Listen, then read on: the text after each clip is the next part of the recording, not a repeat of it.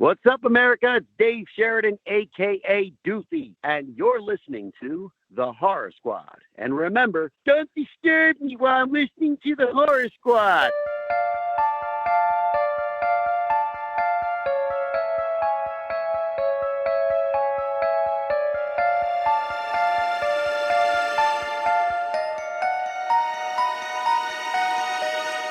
Hello, everyone, and welcome back to the Horror Squad podcast, episode 178, where tonight we will be reviewing 2020's Slaxx, directed by Elza Kephart, currently streaming over on Shudder, so go and check it out. I am joined, of course, always by Sam and Steve, but we are unfortunately Toddless tonight, so you're going to have to deal with me, Joe, doing a little bit of hosting duties tonight. But yeah, what is up, everyone? How is Steve, Sam? How are we all doing tonight? How was your week? I miss Todd. We all miss him. Todd is on vacation. He went to Dallas. You might have heard. I think you might have mentioned that last week. Yeah. It sucks, but he's having a good time over there, so we miss him, and I'm jealous, man. He's showing me pictures of the place he's going to, and it's it looks like a lot of fun over there. Yeah, he's getting washed out right now, though, unfortunately. I saw on the Discord a lot of people saying, it's poor Todd, but he's like, hey, at least the place we rented is nice. So, Todd, we miss you, and we'll see you next week, next weck we're going to be reviewing The Conjuring, I believe, is our plan. And I want to announce our giveaway. Our good friends over at Count Orlok's Nightmare Gallery, Sam and I went over there. They were doing a promotion for the Conjuring movie. So we got a little tarot card reading done, which I'll let Sam talk about here in a minute. But our giveaway, basically, we're giving away a promotional hoodie blanket. You might have seen it on our social medias. If you didn't, go and check it out. Just search the Horror Squad podcast, Twitter, Facebook, Instagram. But basically, very easy giveaway. All you have to do is join our Discord page if you're not already a member. And if you're not, what are you waiting for? Please join us over there. We have so many awesome discussions and whatnot. But yeah, just go and join our Discord, and it'll be very easy from there. We will announce the winner during our Conjuring episode next week. So, and I'll give you guys a few days, and I will announce the other part of this contest over on the Discord sometime next week. So make sure you join us over there. But Sam, you want to talk about the little tarot card reading we had done over at the Nightmare Gallery? Yes, so they did, well, it was supposed to be an 80s themed palm reading or tarot reading style kind of thing, but I didn't get the 80s vibe from it. I don't know, but it's fine. It was still fun. They had it downstairs at Count Orlok's.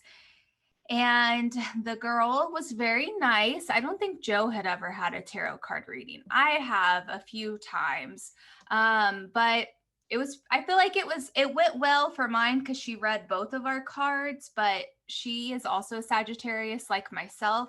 So I feel like she was kind of using that to read me, which was fine. But yeah, it was fun. And I feel like, I don't know, Joe, what did you think? You felt like she was a little wrong about your card? I don't know. I mean, this is the first time I'd ever got my tarot reading before. And I had my palm read like on the beach when I was like 15 years old. And I think that was the last time I had ever dealt with something like that. So, I mean, it was all right. But yeah, I mean, I think she was very 50-50 with me. She got a couple things right, I would say, but for the most part, she was just like, do you battle with depression? I'm like, no. And then she was like, okay. Why are you so worried about stuff all the time? I was like, I'm not. I'm like very easygoing. I don't know what you're talking about. So I mean, but she did get a couple things, but for the most part, I was like, she didn't really read me that right. I mean, I think she did Sam a little better, but like Sam said, I think that was because they share the same sign. So she was just kind of going off of that. But it was fun. Something to do. It was free, so that was like the best part about it. And we got the free promo hoodie blanket thing, so that was pretty cool. And I posted it, and a lot of people were really excited about it. I mean, it's a promo item. Promo items, I feel like, are always like really popular. So we still haven't watched them. We still haven't watched the movie. Oh, and we got 2 free passes to the movie, so that we're gonna go see it in theaters since we got that. So yeah, we're excited to watch it. And Steve, how's your week? Anything exciting? We're finally starting to open up on Friday, That's the day good. the Nice. podcast releases, so I can start seeing, a little semblance of like a portion of a real life. Like I'll be able to Right. buy socks, which is nice. Oh Right my now we can't buy gosh. anything non-essential. So Wow. I did watch a bunch of movies though. I watched both Spiral and Conjuring 3, Oh, nice. both of which we're going to do episodes on. So Mhm. very excited to talk Oh, about you both of did them. see The Conjuring. I did. Yeah. Okay, since we're going to be reviewing it next week, can I just ask what your thoughts were beforehand? Like, did you hype it up in your head? What were you expecting? You don't have to say like what you thought of the movie just yet, but Yeah. So The Conjuring 1 and 2 are two of my favorite horror films of all time. I both think they're amazing. Like, as far as ghost films go, they're probably my top two. So I mean, going into a movie called The Conjuring 3, my expectations are already super high for that. They were tempered a bit because of the subject matter and the trailer. The subject matter, I'm somewhat familiar with the story that they're covering in the movie, and I didn't know how that would translate to a Conjuring movie, other than having the Warrens involved. So that was like, okay, I don't know how they'll do that. And the trailer really didn't do it for me. Like, it just, I don't know, it didn't feel like something that would be amazing. But the one thing I knew would be good is Vera Farmiga and Patrick Wilson being excellent as always. And that's one thing that I can confirm, without spoiling anything. They're fucking awesome. And I can watch them forever. But yeah. Mhm. That's how I feel. I feel like I can watch them forever too. With you talking about the trailer, I don't know. I was talking to Joe about it because he's been saying people are split in how they feel about it. And I just based off the trailer, I kind of feel like I am lowering my expectations because I did not like the trailer at all. It looks super weak, just in my opinion. But also, Conjuring 1 and 2 are like one of my favorite movies. They're so good. And I was talking to Joe about, I kind of went on a Conjuring rant. I was talking about I don't know. Oh, because I saw like a photo where someone posted all of the Conjuring movies plus like The Nun, all the other movies in the universe. And I didn't know La Llorona was part of the universe. I mean, I guess they want us to think it is. That's fine, whatever. But especially like with The Nun and everything, like I don't like that it's part of the universe. It's not part of my Conjuring universe because if Ed and Lorraine are not part of it, like how would I know about it? Like why would I care about it, you know? Yeah, I forget honestly. Like I know we watched the movie, and I already forget like what the tie-in was. Do you? It was the priest who took care of the Annabelle situation Oh, okay. that was in it. So the connection is pretty goddamn loose. Yeah. It was actually the movie where I started being on this podcast full time. So it was when we did La Llorona. Right. So, And Steve, happy anniversary, by the way. Yes. This is a milestone episode for Steve. It is his 100th episode that's right. of being a member of the Horror Squad podcast, which Sam obviously not too far behind. I mean, she's an episode or two maybe behind of that. But yeah, both of you guys about 100 episodes in now. So huge congrats to you. And if you don't have an acceptance speech or anything, Steve, let's get really right into let's get into those questions. Yeah. All right. So you can ask us those questions on social media at the Horror Squad Podcast, or of course on our Discord. Again, with the great discussions. I mean, they varied from a lot of discussions about The Conjuring 3 to what our favorite ice cream is, which was another interesting conversation we had this week. So a lot of fun in there. Great people. Definitely join. And now there's incentives, so you could win a very cool promotional item for The Conjuring 3, which is friggin' awesome. So the first question comes to us from Frightmare Collective, which, by the way, is a fantastic podcast. Just absolutely adore that podcast. It's almost frustrating to listen to that podcast because it's so high quality for like 3 episodes in. It's ridiculous. Like, I'm so jealous. It took me like how many episodes to get. Yeah, like it's crazy how much production value he puts into his podcast. So congratulations to Rick. Very, very, very cool. That's awesome. And who knows? Maybe he'll have a special guest on his podcast soon from someone familiar. That's all I'll say for now. So the first question is, did any of the 3 since Conjuring 3 opens this weekend, of the year's big theater horror releases, make your top 3 horrors for the year. Spiral, Quiet Place 2, or Conjuring Devil Made Me Do It. So of the 2 you've seen, are any in your top 3 yet? You don't have to say which one. Yes. Yes.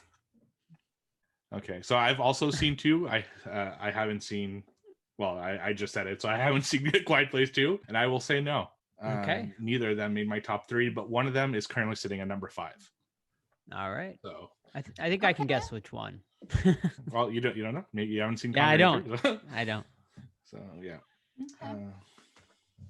Yeah, I'm pretty sure I know which one for you guys though. Just based off Well, I feel like we know for you. Do you? I mean, because you said the 3 choices are Spiral, Conjuring, and A Quiet Place, right? Mm-hmm. Yeah. Yeah. I mean, I don't think you were too. Oh, we haven't reviewed Spiral yet. No, Okay. we haven't. So we don't know his thoughts No, on it. I'm pretty sure it's The Conjuring. I'm thinking it's The Conjuring 2, but I don't know. He has like such strong feelings about the first 2. If the third one was such a letdown. But I'm also a huge Saw fan. You are? Okay. Yeah. I mean, I can't wait to talk about it. Actually, I can't wait to talk about it. Funny enough, Conjuring 2 was my favorite film of the 2010 decade, and Saw was my favorite film of the 2000 decade. So there you go. That's right. Yeah. I don't know.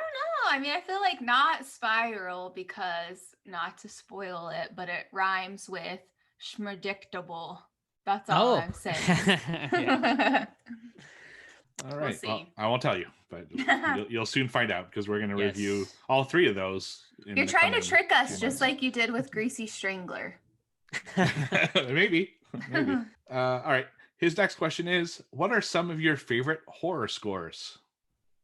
Ooh. Get Out. Yeah, Get Out's pretty great. I love the Witch soundtrack, but that's more of like atmospheric background noise. I really love. It's still a score though. No, it is. Yeah, I mean, you can't go wrong with the classics though, like Halloween, Nightmare on Elm Street, just like and like The Exorcist. You hear like that music, and it's just like so memorable and good. Anything Carpenter does in general, like The Thing, and I mean Christine, like everything he does is gold. Yeah, I completely agree. When we watched Nightmare on Elm Street 3 and 4, hearing that score just always gets me pumped. And I will say also in Spiral, even getting notes of the Saw score got me excited. Like that was like, I just love that score as well. The Shining is one that's like absolutely fantastic. Yeah, there's a lot of the classics have great scores. I love Dawn of the Dead. Like even when we watched Corona Zombies, the best part of that thing was hearing the Dawn of the Dead soundtrack, kind of attached to it. So yeah, it's awesome. Sam, you're a Halloween all the way, and Get Out. Yeah. Awesome. Yeah, Get Out does have a really great score. It's underrated. Like I don't hear a lot of people talking about that one. Yep. Mm-hmm. All right. Next one is, what non-horror releases are you looking forward to this year? Oh man, I don't know. That's like, if it's not horror, I like don't pay attention as much. And then like when like I see like a trailer for it on TV, I'm like, oh, all right, that looks pretty good. I guess I'm looking forward to Suicide Squad, right? That's coming out this year. That looks like it could be pretty good. It's like the only thing that's coming to my mind right now. I'm sure there's more, but yeah. I actually don't know what's coming out that's not horror related. I didn't even know Suicide Squad was coming out this year. So I've been running and I've been listening to the soundtrack of Birds of Prey. Is it called Birds of Prey? Yeah. That soundtrack, like if you guys need to fucking get your ass out of bed, it is such a good soundtrack, especially the Doja Cat song. It's called Boss Bitch. It's like my favorite song. So I'm gonna go with Suicide Squad unless Steve has some other ones that I'm not remembering. Off the top of my head, well, I'm a huge Marvel fan, so that alone. So you have Black Widow and Eternals, and maybe Shang-Chi. That might be this year too. So that's 3 that I'm looking forward to personally. Suicide Squad, same thing. I absolutely fucking love James Gunn and pretty much anything he does. One that's gonna sound really weird, and this goes back to my like late teens, early 20s. They're releasing Jackass 4 this year. Oh, And nice. I'm just in the mood for something ridiculous like that. It's just after the year we've had to have a movie like that stupid, I'm all in for it. So I think those are the ones that are probably most. There's one in I just can't remember, that's coming out around Christmas that I was super psyched about, but I just don't remember what it is. I love any releases that they do around Christmas. I don't know why. I think it just brings back memories. But I was gonna ask, Steve, have you seen Cruella, or do you plan on watching it? I didn't know if your wife was gonna watch it. I'm gonna watch it when it goes free on Disney Plus. Okay. I want to see it. I don't want to $40 see it. At home. Yeah, that's one that I really want to see too. I heard a lot of good things about it. Yeah, I've heard good things about it as well. So, but it's not really my type of movie either. But who knows? I'm definitely willing to check it out. All right. Don't forget Fast and Furious 9 too. Yeah, I'm kind of over it. I'm just kidding. Yeah, it's. I'll look up while you guys answer the next question which one I was thinking of in December. But all right. His last question: best haunted attractions you visited outside of Hollywood. Sorry, he said Hollywood Horror Nights, but it's Halloween Horror Nights. So a haunt, a tour, or maybe something historic. So something more like real haunted versus. Oh, like a real haunted place? Yeah, like a real haunted place. Maybe the Lizzie Borden house. That's the only real recent haunted place I've been to. Yeah, we did that we did the ghost tour. I mean, those cemeteries are probably haunted.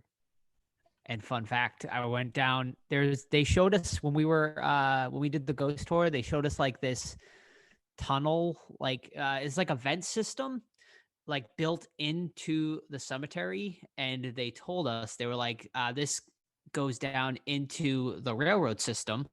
And I was like, really? I was like, that's interesting. So, all right, I can't confirm if I did this or not, in case, people from work are listening or not, but I went, and I may or may not have went and did some research to see if I could find this vent system the other night, and I can confirm it is real. I may have found it, and it was pretty dang cool. And I may or may not be able to post some photos in the Discord, so we'll see.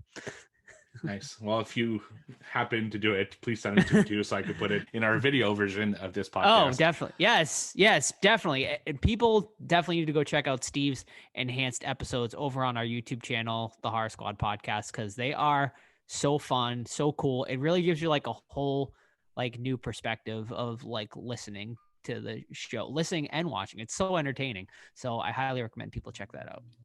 Thanks. And the one that's coming out the same day as this episode, the Nightmare on Elm Street 3 and 4 one, was by far the most I'll ever do for the enhanced episode. The amount of pictures I put in was kind of ridiculous. It was in the hundreds. So definitely check it out. The thing I like about it is you guys talking about the tour you did last week or 2 weeks ago. Mm-hmm. And because I had to find pictures for it, I actually went on tour pictures and found those historical things you were talking about. And it's just oh, cool. So, it's cool to put pictures to things that you guys are talking about.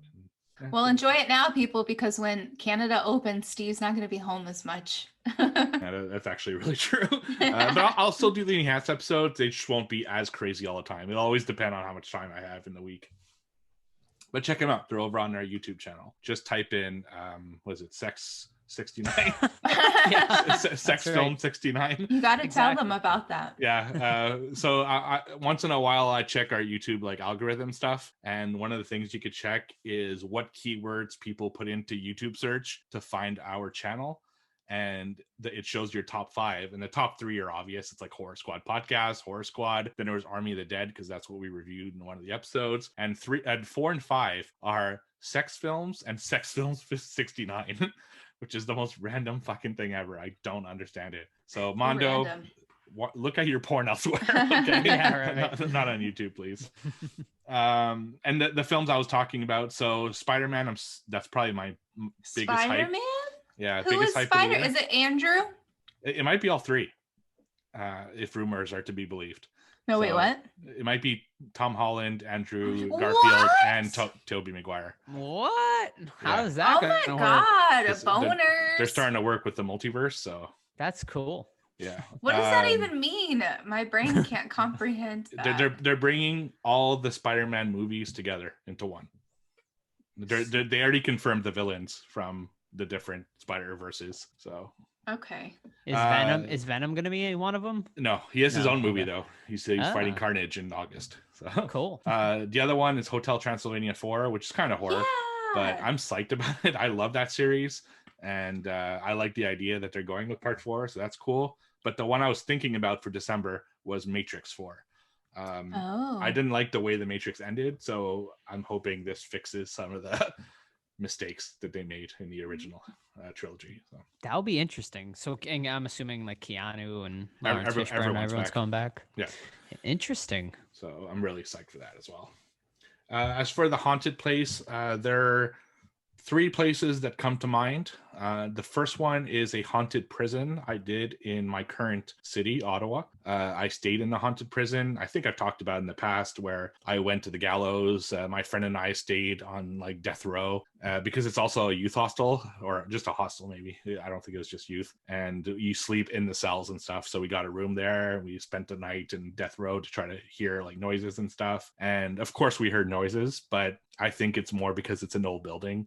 For example, the windows had like holes in them, so the wind would whistle through, so you'd hear that really, really clearly. And because it's an old prison, the way that they would hear if prisoners were talking to each other is the ceiling is like domes, like semicircles going like a wave, so that if someone at the end of the hall is talking, then the sound carries from one side of the hall to the guard sitting at the front.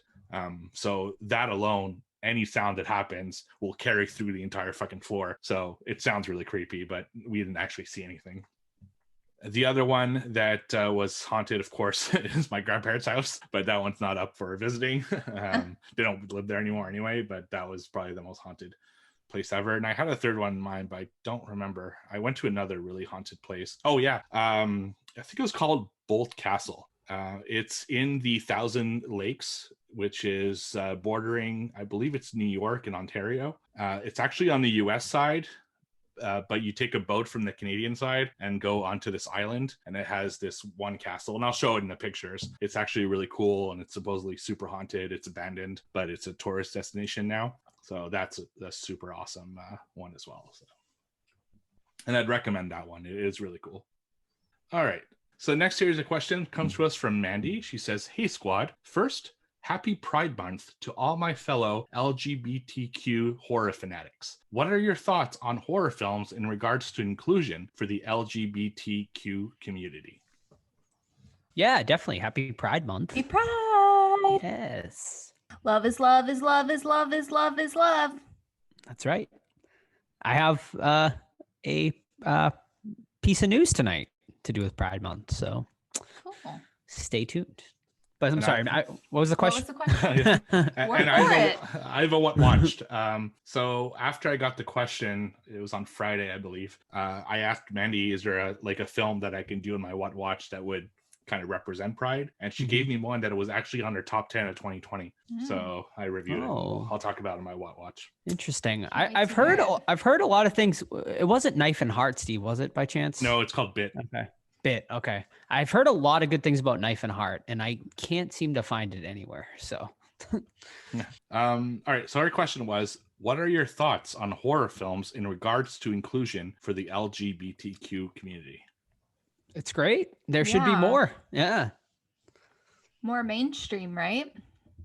Yeah, definitely. I mean, there's not many. Like I was talking to Sam the other day about it, because I was like, oh yeah, I was like, Pride Month's coming up. Maybe we should like do something like a movie for it. And I was like, I really can't even think of many that like have that. There is one I watched. I think Sam watched a little bit of it with me about a lesbian couple that go into the woods and like a killer comes at them. It came out like last year or the year before, but there's like a weird twist. I don't really want to give it away, but it was pretty good. I'll see if I can find the title for that one. But then of course you got like ones, of course, Nightmare on Elm Street 2, I feel like is like the big one everyone talks about, obviously, that has, a lot in it but then of course you get the Babadook, who has become a staple for the LGBT community. So yeah. And for me, I think there could be more inclusion. If I'm being honest, we're having a hard time thinking about films that represent the LGBTQ community. And through my discussion with Mandy, there aren't a lot. Like straight up, there just aren't a lot of films that represent that community, and I think that sucks. There should be more. There's more lately. I know Spiral. Now I haven't seen it. You saw it, right, Joe? Spiral from last year. Not the Book of Saw Spiral, but the other Yes, Spiral. it's great. It's great. Yeah, I definitely recommend that. It was, I may have been an honorable mention. It was very close to making my top 10, though. It very good. Yeah, so that was one that was mentioned. The one bit which I'm going to talk about today, but other than that, there just weren't a ton. So it's something I'd like to see more of. So hopefully we can see some. And if anyone listeners have any that you know of that we don't know about, I'd love to know because I'd love to watch it. Yeah, we'll have to get a thread going in the Discord. Absolutely. Her next question: what inanimate object horror is your favorite? What do you mean? So what horror film that's about an object that kills people is your favorite? By the way, the movie was called What Keeps You Alive, about the lesbian couple. So if you want to check that one out as well. It's a 2018 Canadian film. So you pesky Canadians once again. But God, I don't know. I mean, there's so many fun ones. I don't know, man. Not to give anything away, but I really did enjoy tonight's movie, Slaxx. It was pretty fun. Killer Sofa from a couple years ago. It's probably going to be Steve's pick. That was a blast too. And Rubber. And I mean, those are like the big three that come to mind when I think of inanimate object horror movies. So what do you guys got? What's the hair one we just watched on Hulu a few months ago? Hair. Is it just hair? Yeah, I really like that one. I have yet to see Killer Sofa, or is it Killer Couch? Killer Sofa. It should be a recliner. It's really a recliner, but we won't get into that. It's called Killer Sofa, and I highly recommend it. Yeah, so those would be Hair. I haven't seen Hair. Was it good? Like, it was really good, or just? It's okay. Yeah, it's not bad. It's worth I'd say it's worth a one-time watch. Okay. I want to say I gave it 2.5 or 3 stars. And that's as good as it gets usually for inanimate object movies. But yeah, Killer Sofa is probably my favorite. But I've been watching a lot of these movies lately. In fact, I've been watching an entire series of these movies lately with Killer Bong. So yeah, that's right. But they're not great. So that I definitely wouldn't recommend most of them. But yeah, I can't think of too many. I know people in our Discord were talking about one called Rubber, but I have not seen that one. That one's it's about fun. a killer tire. So yeah, I'd like to see more. Has its moments. You like some more? Yeah. What would you like to see? Anything in particular? Well, actually, that's her next question. Okay. What inanimate object film would you like to see? Wow. I mean, wait a minute. Does Chucky count as like an inanimate object? Dolls, doll, right? I don't know. I guess technically, but they're kind of their own, separate universe. Right. Yeah. I would love to see a wood chipper come to life and just wreak havoc on people. It'd be fucking brutal. Yeah, that would be awesome. That'd be scary. What about a book? Yeah, a book. Oh, like the book from Hocus Pocus goes on a rampage. Oh, sure. Looking for the Sanderson sisters. I like that. Yeah, that's how Hocus Pocus 2 needs to open, is the book getting the revenge. Goosebumps sort of did that. The movie where the things came out of the book, and came out. Right. No, it's actually the book that kills you. The book actually kills people. Yeah. All right, I dig it. Yeah, it suffocates you. It gives you paper cuts on your neck. Slices your throat. Love it. Actually, that reminds me of Harry Potter. In one of them, they have a killer book that I think it's Harry Potter 3 or 4. I don't remember which of the two, but yeah, it's never seen Harry Potter. That's most people probably shocking, but you should before you go to Universal, because it's a quarter of their park. Yeah. If you want to get the references and stuff. Sam and I have been talking for a while about doing a marathon. Yeah, my friend in high school, she was obsessed with Harry Potter, and she even got me like the first book, the second, and the third, I think. But let me tell you, when I read the first book, it was so sad. Like, I felt so bad for Harry with how he was treated by his aunt and uncle, if I remember correctly. I couldn't go on. But I did see the first movie, and I always see bits and parts of it, like especially around Halloween and December. But I do want to sit down and watch all of them because I feel like I would love it so much. Yeah, I honestly, I love the series personally. Do you watch it like every year? Yeah, that and Lord of the Rings are like are series that I tend to watch pretty Mhm. much every single year. So especially usually it's around like August, right before I go to Universal Studios, because they have so much Harry Potter like stuff there. So I'm probably due for a rewatch. And if I can get through 8 killer fucking Bond movies, I think you could do 8 Harry Potters. As for me, I would like to have a spin-off of Ghostbusters 2 with the toaster with slime. The toaster goes on a rampage. Maybe have one of the Ghostbusters having to attack it or something. Maybe Winston. Winston needs his own film. So yeah, that would be Love awesome. Her next question. Maybe a movie where my whole horror. Maybe a movie where my whole horror collection comes to life. Yeah, That my could be God. fun. Yeah, that would be cool. You'd be dead quick. That's a lot of stuff. Her next question. Which inanimate object in your house would have the best reason to attack you and why? That's a good one. Ooh, I don't know. That's maybe I'm trying to think like what I abuse the most. Probably maybe my air fryer. That thing gets like overused, and he's probably like, "Please, no, stop it." I want that thing to come attack you. That's a great question. I don't know. Maybe my computer, because I use that often. That would be a good movie about like a computer coming to life and killing people. You could make something really cool with that. Yeah. For me, it'd be my toilet. There's Oh shit! Oh shit! I mean, that makes Literally. sense. You literally like crap in it. So it's just Poor eventually it's toilets. yeah, and I picture it like the fucking couch in Pee-wee's Playhouse, but a toilet instead of a couch. Well, I think of what's Look Who's Talking To. You remember that movie? Oh yeah, the toilet comes to life. Right, yeah. There you go. And her last question. What's your favorite type of bottoms? Jeans, skirts, cargo shorts, etc. I'm a sweatpants girl at heart. Can't go wrong with sweatpants. No, when I'm at home, definitely sweatpants or sweat shorts. When I'm out and about, yeah, jeans or just like regular shorts, not cargo shorts, or jorts. Definitely not those two. I used to wear cargo shorts and jorts though, until I found out people made fun of people for wearing them, and I was like, I bet maybe I shouldn't wear these anymore. I don't really. Yeah, apparently I'm wearing shorts. Yeah, Steve's like apparently like within the past like 5 years, cargo shorts have been like become like attacked. There's an attack on them, and I was like, oh no. It just depends the style, but it's like wear what you want to wear. But I think it might be the style. Like if it's too many pockets, maybe. I don't really know. I don't keep up on the cargo trends. I just remember like President Obama wore like cargo shorts, and like the photo surfaced, and people were going like crazy in the comment section. Were they? Yeah. Maybe because they see him dressed nicely all the time. And my Boston accent came out there. I said cargo shorts, if you didn't hear it. Yep. But I mean, I just wear like normal like shorts now, like board shorts, I guess, if that's what they're called. I have no idea. But Steve, I'm assuming you wear cargo shorts or something. You seem upset. I wear cargo shorts when I go to Florida because I need pockets that zip up.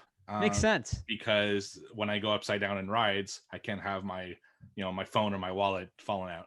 So very true. I always wear cargo shorts, and fucking judge me if you do on that when you see me at Universal, because at least my phone won't fall out. Exactly. No, I mean that to see when it's like practical like that. I mean, it makes total sense. And who cares what people think? You wear what you want, people. Right. But at home, I'm more of a like basketball shorts type guy. I just like the freedom that it gives everything. Yeah. So yeah. All right. So thank you, Mandy, for the questions. Next question comes from Black Lagoon Girl. If you were the pants in the Slaxx movie, what would your favorite jams be? Hers, I think I would be a 1970s rock and roll or 80s hair metal kind of pants, like maybe Iron Maiden or some Black Sabbath. I love that. Yeah. That's cool with like rips in it and shit. And I dig that. I dig that a lot. Yeah, sure. I'll go with that too, because that sounds fun. What is it? Your favorite music? Like, what jeans would you be? Like, what would your style be if you were the killer what jeans? style of jeans? Mhm.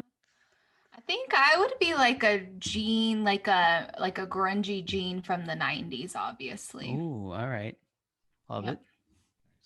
And I would be, and I used to wear these when I was in like the 90s, like baggy jeans, with the big baggy Oh, like back pockets and Jinkos? stuff. Yeah. Right. From hip hop and rap that I used That's to awesome. listen to a lot Yeah. in the 90s. So that's what kind of jeans I would be. Nice. Next series of questions from Chuck, Captain Amazing 85. What is the most absurd thing that has been evil or killer in a movie? Probably the bong. Yeah. It's pretty fucking bad. Yeah. Yeah, and there's tons of them. There's different variations of them with each sequel. So, but have you guys even seen an evil bong? No, I haven't. So it doesn't count. I've seen one. Oh, you have? The first one, I guess. It's been a long time though. Yeah, it's not the worst I've seen. The jeans was weird, I gotta say. And we'll talk about it during the review as to why. I'm trying to think. I can't think of anything that was really all that weird. I'm sure I've seen something super weird. I just can't think of it off the top of my head. Same. Yeah, I feel like there's a movie that had items that were possessed. They didn't necessarily have life to them, but like someone possessed the items and had them kill people. Mm-hmm. I just can't think of it, but I'm sure I've seen that before. So because this one is kind of where it was a possession, but what's the movie? Come Play With Me. It just came out this year. Last year. Was it last year? Actually, no, it might have been this year. It You was might be this right. year. Yeah, where like the imaginary friend goes into everything. Is that Z? It's almost exactly like Really? Z, but it's not. Yeah, it's very similar to Z, but yeah, no, it's like another kid. He has like an imaginary friend, and Play With Me, I think is what it's called. I think it's Come Play With Me. Yeah. Yeah. But yeah, he does like the same type of stuff that Z does, but he goes into like cars and like, yeah, I'd say it was all right. Yeah. Not on your top of the year list? No, definitely not. Actually, I think it was it was interesting because like the kid was he autistic or something similar? He was mute or something. It like added, there was like an interesting thing. He wasn't mute. I think he may have been autistic. Or I can't remember. I don't know if they thought he was autistic because of the trauma that he went through. I'm not really sure. Yeah. I can't remember. Me either. All right. Next question. What piece of clothing from any horror movie would you want to have as part of your collection? Oh, good question. Great question. Freddy's sweater. Definitely. Yeah, I think that would be the most iconic that I can think of anyway. Mm-hmm. Michael's overalls. They're not overalls. Coveralls. I'm sorry. Get it right. I'm sorry. Sam's trick or treat outfit. Yeah, that's actually super iconic. So I'm trying to think of all the big ones. Jason's, there's nothing really like specifically iconic to him. Yeah, no, not really. You have to think about it in the context of if you see a shirt hanging on a wall, do you know exactly what it's from? And I don't think I could identify anything from Friday the 13th specifically. Mm-hmm. Yeah, I mean, if you had the mask with it, I guess like Ghostface robe would be pretty. Yeah, iconic. but again, it's not. It's not super obvious. No, unless you have the mask with it, right? Right. The Sanderson sisters dresses. Yeah, that's from Hocus Pocus would be big. That would be super cool. Mm-hmm. I have their replicas in my closet in that room, so. I think maybe like Leatherface's apron. That could definitely be, possible if you had Which that. Was probably thrown in a box on the side of the road in Texas, unfortunately. Definitely. Yeah. Reagan's dress. That would definitely be iconic. Her nightgown. Her nightgown, yeah. Yep. Yeah, for sure. Yeah, that would be good. The Grady twins dresses. Oh yeah, That'd totally. be really cool to Yeah. have.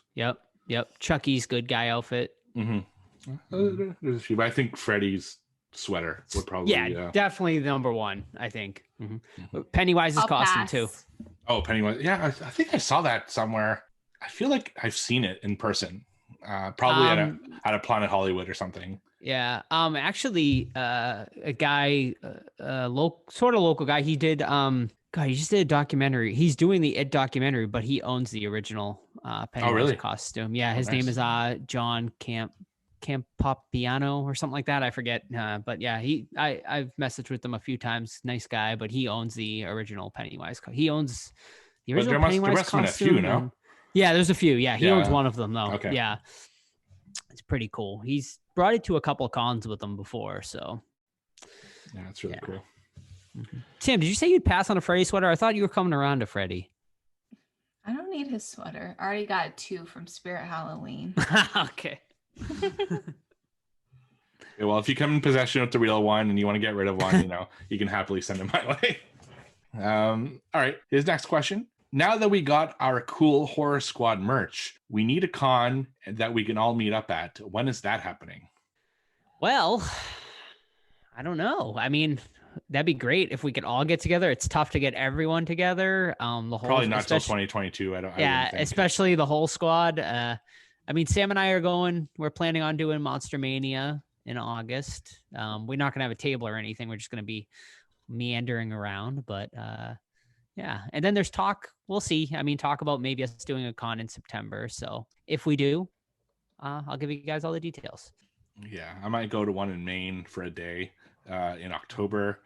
Other than that, though, I think 2022 is when there's a chance where we could be full squad somewhere. Yeah, I know we're talking about maybe a trip to Pittsburgh. If we can find a weekend that has a con in that area, that would be a full squad event. It's just we live in vastly different places, so it's Todd's further like central. Joe and Sam are really on the coast, kind of mid US. I'm at the southern Canadian border, close to the border, but still far enough from them. So it's not easy, but it'll happen. Yeah, definitely. What's the con in Maine, Steve, for October? I think it's just Bangor Comic Con. I think it's called. It's not very horror. There's only a few horror guests. Damien Maffei being one of them. It's just if I happen to pass by, I might stop in and check it out, but I'm not going to go out of my way. I think my focus of that particular trip is to come to Salem and visit you guys. So yeah. but it's soon. 2022, we'll try to make something happen where we'll at least have 3 squad members and hopefully 4. Definitely. Yeah. Which has happened. No, we were only 2 the last time at what was it, Rock and Shock. But yeah, that's right. All right, and his last question. This is our weekly question for Sam. Food pairing, please. This one I didn't really think about. I was trying to think of something like what tastes like a pair of jeans, if you were to ask me. And I'm gonna say chicken parm. Oh, all right. I would say like beef jerky. I feel like. Is that what you associate with jeans? Yeah, I don't know why. I think just kind of like the texture of like what jeans look like and beef jerky like have like a similar, like if you look at like blue jeans, like I don't know, like I feel like the texture of beef jerky kind of looks similar. I get what you're saying. Yeah. Yeah. To me, these jeans were kind of fancy jeans, so I would go with like fancier food. So maybe like sushi or salad or something like just. All right. Yeah. Because the jeans were so like kind of high couture type. Yeah. At least the way they presented it. Or we could also say pair it with some mall food court options. Oh, I like Watching this movie really took me back to my working at the mall days. I kind of missed it. I'm about to go apply at Old Navy soon. Or maybe some German schnitzel. And we'll talk about that later as to why. Okay. Yeah. All right. So next question is from horror fan Ryan. Which Horror Squad merchandise would you want to become evil and attack people? I think it's time for a good Killer Pillow movie. Ooh, yeah. I fucking hope not. I'm the only one who owns the Horror Squad pillows. So. Yeah. God, that's a great question. I'm going to say one of the ones probably no one's bought yet. So let's say a phone case, killer phone case. Oh, or a killer coffee mug, where like when you pour your drink in, like the toxins from the printout of the logo like seep into the drink and kill you. That sounds frightening. Yes. That's not real though. TeePublic, don't sue us, please. What else do we got? What about the little tapestry that Joe has? It's Yes, like it can so wrap around. huge that it'll wrap around you and suffocate you and squeeze you and constrict you. I like that. Yeah. I like the idea of the coffee mug, and then a random, and always random, one of the squad members comes out through the coffee and forms and then starts talking to you. I like that. Nice. What's the name? Like, Is like Elmer? Terminator. Like Elmer, kind of Oh, yeah. a little thing that just pops out and starts shit talking. I love that. Yeah. Elmer. But Yes. Yeah, that's from Brain Damage. Brain Damage. Oh Yeah. I thought you were talking about Fudd Elmer. Is Elmer that his Fudd, name? yeah. I was like, what the hell? Yeah. I imagine that we would like come out of the coffee like Terminator too, like the Oh yeah, exactly. like the villain there. Yeah. Right, exactly. Yeah, and in each our own way, we torture the person. I love it. Yeah. So thank you everybody for the questions. We really appreciate it, and we can't do this segment without you. And actually, speaking of coffee, everyone thinks because you're a zombie, you don't know good coffee. Well, they're wrong. There's only one brew that gets my seal of approval. Deadly Grounds coffee is my guilty pleasure. The aroma is so intoxicating. It brings all of my neighbors out of the woodwork. Deadly Grounds coffee. Coffee to die for and zombie approved. It's good to get a little deadly. Use the front door! Oh, they're so disgusting. All right, folks. Are you ready to get into some What Watched? let's do it. Let's do it. All right. Sam, you and I watched a movie the other day. You want to talk about it? We did. Are you talking about Seance? I am. Oh, I thought you talked about it, kind of. No. Oh, okay. So we watched a movie called Seance. I guess let me pull it up because I don't really know. Okay. Seance. It's a 2021 release. And this is what it's about. Camille Meadows is the new girl at the prestigious El Divine Academy for Girls. Soon after her arrival, 6 friends invite her to join them in a late-night ritual, calling forth the spirit of a dead former student who reportedly haunts the halls. But before morning, one of the girls is dead, leaving the others wondering what they may have awakened. Ooh. So Joe started watching this and he got 20 minutes in and he stopped because he had a feeling that I would probably like this movie. He was talking it up as if it was kind of like a Pretty Little Liars kind of vibe. So we watched it and it was good. The kills were actually pretty good. I don't regret watching it. I would recommend it if you're looking for just something to watch like at night or during the weekend. Definitely above a laundry movie. What did you think, Joe? Yeah, so this one is currently streaming over on Shudder, so you can check it out that way. It is from the writer of Your Next. This is actually his directorial debut of the writer.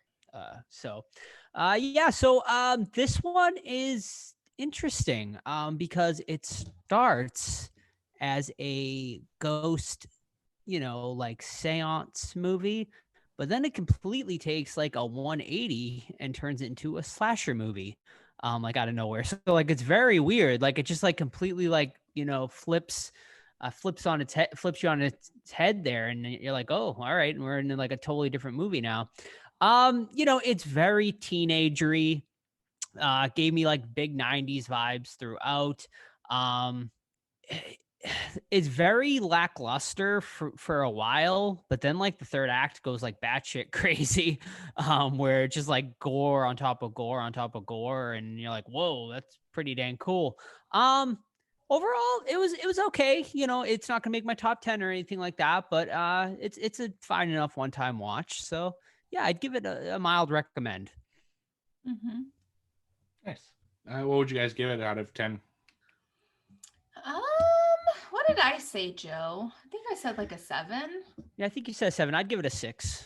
Okay, decent scores. So my first one this week is from 2020, and I found it over on Tubi, and I am reviewing it because of Pride Month. So thank you, Mandy, for the recommendation for this one. It was actually on her top 10 of 2020. So it is called Bit. In this one, a woman moves to Los Angeles for the summer to kind of just party and do stuff and hanging out with her brother who also lives there. And she comes across a woman at a bar that she sleeps with and then starts falling for. But the woman's like, no, this is just a one night thing. But then all of a sudden, the woman bites her and brings her into a group of female vampires whose goal is to feed and to breed other female vampires, with a strict rule that they cannot turn any males into vampires, because the vampire males tend to want to take over and everything like that. So they want to keep it to being strictly female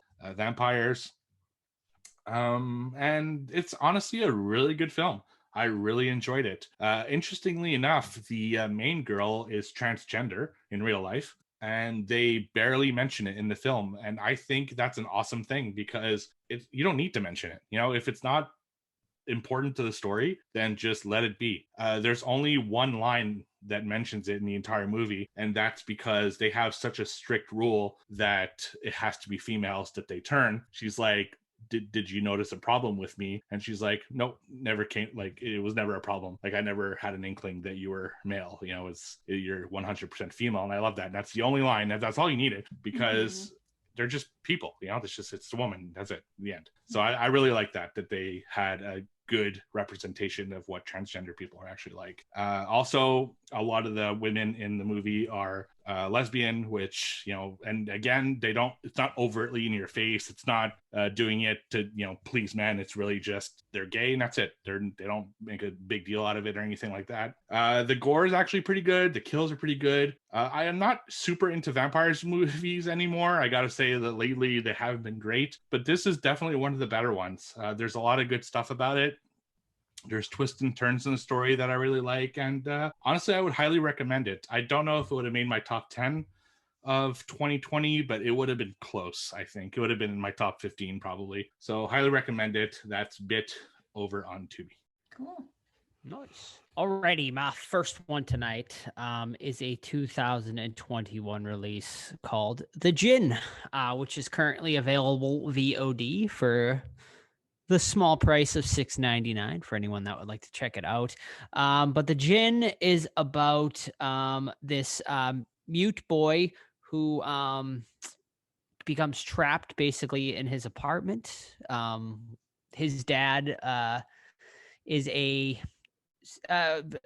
basically a tragedy happens, which you do find out throughout the movie, where the mother has passed away, and the dad is now a single dad. They move into this new apartment, and he has to go to work overnight. So he leaves his son in this apartment, and he finds a book that has spells in it. And he does this ritual to basically, he wants to be able to speak again. And he does it by trying to invite the djinn in to grant his wish.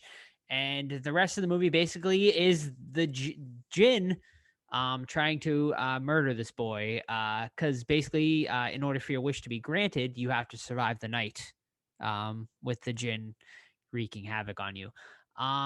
Great premise. Unfortunately, not a great movie. It's just like, this movie was just so boring. Like, to me, like, I mean, I'll give it mad props for the child actor. Like, this movie is clearly low budget. But like, it's like a very small cast. It's literally like 3 characters. But this little boy is basically by himself for, 3/4 of the movie, and he does carry the movie pretty well, like for for a child actor. So I will give the kid mad credit for that. But God, like for a movie about the Jinn, like they could have did so much better. Like it's just like so lackluster, and then the ending is really bad, like really fucking bad. So this was like a huge letdown for me. I had high hopes for it. But you know what? I seem to be in the minority because it's got pretty damn good rating. So go and check it out. Form your own opinion. Maybe you'll like it more than I did. But for me, boring. That's like the one word that comes to mind for me. And you know me, like I love slow burn stuff, but this one just did not work for me. So this is a skip one for me. Will it make my bottom though? It won't, just based on, the child actor alone. I thought he did a good job. And like, there is like a couple of like good, solid creepy parts sprinkled throughout. I just wish the Jinn was like better portrayed. So yeah. Sam, you got another one? I don't think I do. If you would like, Sam, we concluded the Mayor of Easttown. I know you had mentioned the first episode, so it's over now. It's over now, and I'm sad about it. I don't know. What did you think of the ending, I guess? I thought it was a great series. It's not horror, obviously, it's more crime drama. Yeah. But I mean, great series, super well acted throughout. So, and I like how it ended. It kept you guessing like throughout the entire series. I never had like an idea of who like the killer was or like what, they just kept giving you so many suspects, and like when you think you have it figured out, they do something completely different. And that's like the perfect way for like one of these TV shows to go. Great characters throughout, and yeah, I definitely recommend it. I really enjoyed this show, and it's limited. It was only like 8 episodes, like, and done. So yeah, and Kate Winslet's great in anything she does. So all right. So and the Bruins just lost. Yeah, I saw that. Oh well, I'm sure they'll come back. I hope so. My team's winning. Just FYI. No, they're not. It's 2-2 now. Oh damn it! God damn it! It must have just happened. All right. My last one this week is over on Tubi from 2003. I wanted to watch something absolutely fucking ridiculous, and this one came like went on my list. I'm like, oh shit, this is exactly what I was looking for. It's called Rectuma. So 2003 on Tubi. This one, a guy and his wife that absolutely hates him go on a trip to Mexico, and a bullfrog or some kind of frog bites him on the ass, and his ass starts acting weird, like it's starting to hurt and stuff. So he goes to see this like crazy doctor who investigates it in a really weird way and brings him to another doctor who puts these like glowing rods into his butt to fix it. And the rod breaks into his ass, and he's like, okay, well, as long as you rinse it out with salt water, then you should be fine.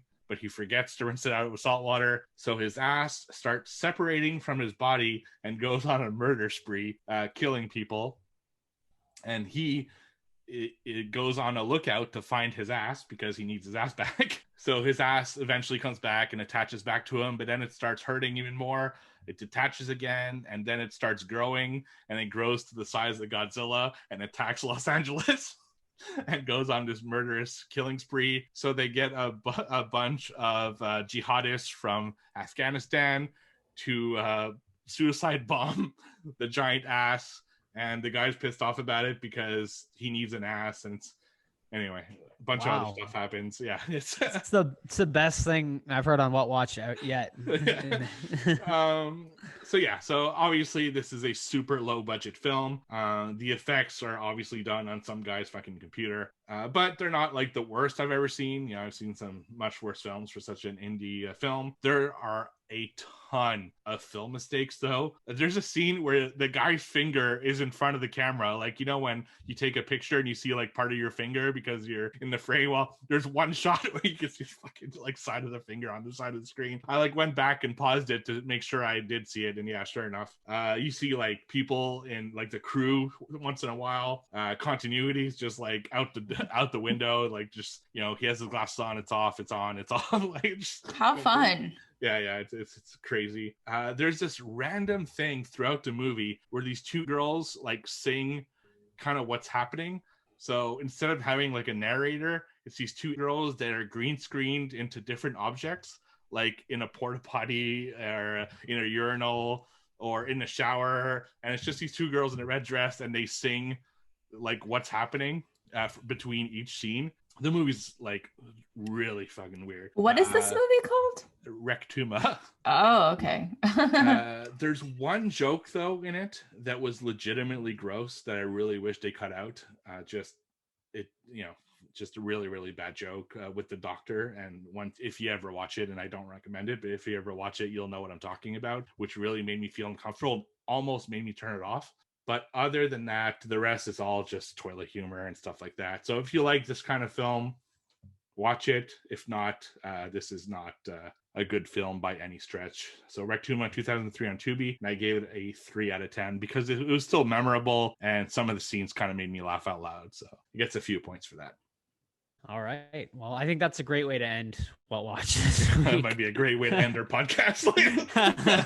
All right. So let's head into some horror news this week. Obviously, without Todd this week, we are going to forego trivia, although I think all of us would like to keep going with trivia, so Todd, can fall behind a little. Yeah, we're 3 tied first. So. Yeah, totally. So thank you to anyone who may have sent trivia questions this week. I know Kayla sent me some trivia questions, so I'll be using those next week, Kayla. All right, so let's do it. Horror news, ladies and gentlemen, and let's start right off with the big news that we just got actually today of the day we are recording this podcast. As Rob Zombie, of course, it had been rumored. We had reported on it before on this show, but it is now officially official as Rob Zombie today on his Instagram has announced that he will be directing the Monsters movie. So he said, basically, he said, "Attention, boils and ghouls. The rumors are true. My next film project will be the one I've been chasing for 20 years, The Monsters. Stay tuned for exciting details as things progress." That's really it. Of course, as earlier reported, Sherry Moon Zombie and Jeff Daniel Phillips will be playing Lily and Herman Munster, with, of course, all of Zombie's other, regulars, Richard Brake, Dan Roebuck, Jorge Garcia, and the one and only Elvira cast in this upcoming Monsters movie. So officially official now. We will see. We will keep you guys updated as things progress. The horror community today has been very opinionated on this from what I've seen. Sam, I see you shaking your head. It pisses me off though. And I was just scrolling in Joe's Facebook group, Joe's House of Horror, check it out. Literally everyone is bitching about him casting his wife. It's like, this is why he does what he does, so he can do it the way that I'm about to get pissed. This is why he does the things that he does the way that he does them, so he can do this. Damn, what are you fucking doing? If you were able to produce a movie, direct, and all of this shit, I'm pissed. You would be hiring your fucking crew, your friends and family. What does it matter? We get it. You don't like Rob Zombie. You shit on him on everything that he does. Get over it. He ain't worried about you fools. Oh, it's so annoying. That's my rant. That's my horror rant. I have to say I agree. It's so annoying. The people in Joe's group. Yeah, I was very opinionated. Not even just in Joe's group. I mean, it seems like it's every group. It's everyone. Yeah. I just saw it, so it made me. But I was even telling Joe, I'm like, I don't know, if I was able to, if I was Rob Zombie, I would be like, Steve, I'm bringing you on for this. Todd, I would bring up my friends and my family.